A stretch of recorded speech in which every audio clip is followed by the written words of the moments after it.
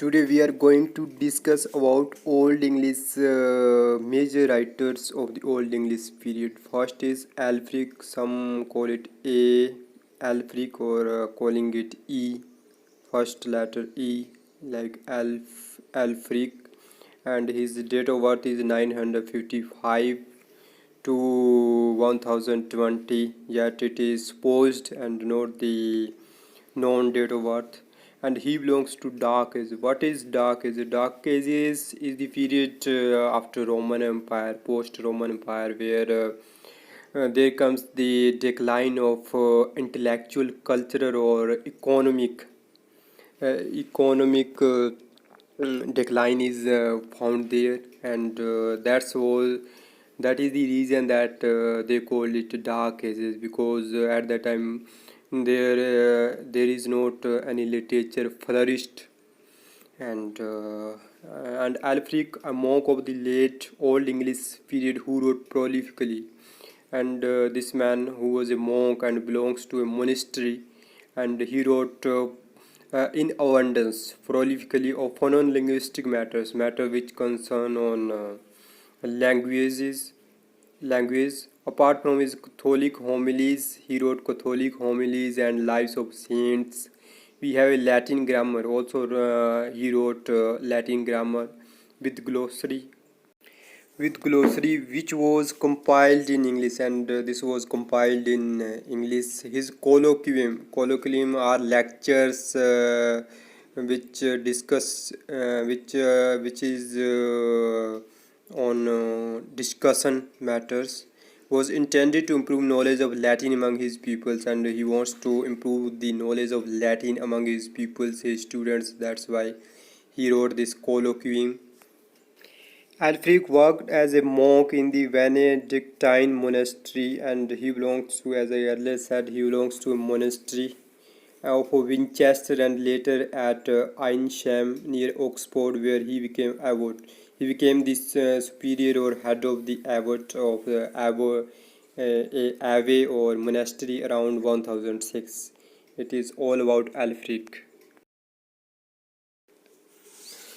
The second author is Cynewulf. Cynewulf is only a name. 4 poems in Old English contain a signature coded into the text in runes, and he wrote 4 poems which contains a signature, and it is in runes.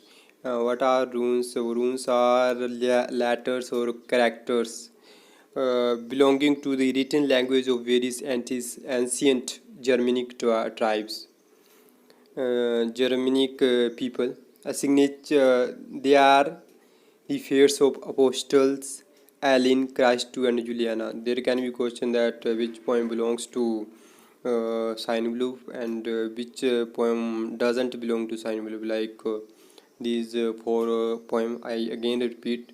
First is the fates of apostles Aline, Christou, and Juliana. Third writer is Alfred King, born in 1849 to 899, and it also belonged to Dark Ages, where literature didn't flourish. The most famous of Old English kings, also called Alfred the Great.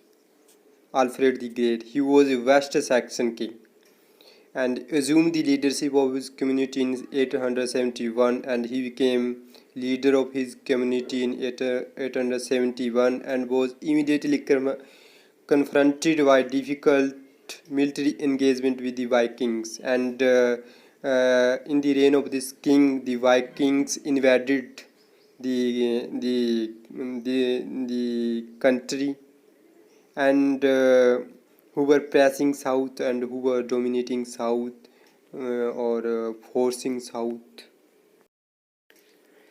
Alfred was also concerned with the reform of monastic life, and he did lots of reform in monastic lives, and that's why he was called great. He entitled with the title of the Great, Alfred the Great, and had number of translations made which are important monuments of early West Saxon Old English, and made lots of translation,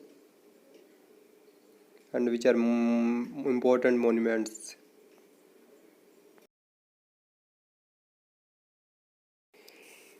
The next author is Bede the Venerable, born in 663 to 735, though the date of birth is not clear, and he also belongs to Dark Ages. English monk and historian he is.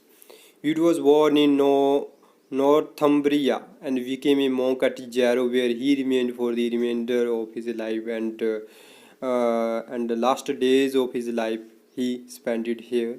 Bede is known to posterity as the author of. He wrote Historia Ecclesiastica Gentis Anglorum. It is Latin, and it is also known in English Ecclesiastical History of English People, which is the main historical source for the Old English period, and this is the main historical source of Old English period.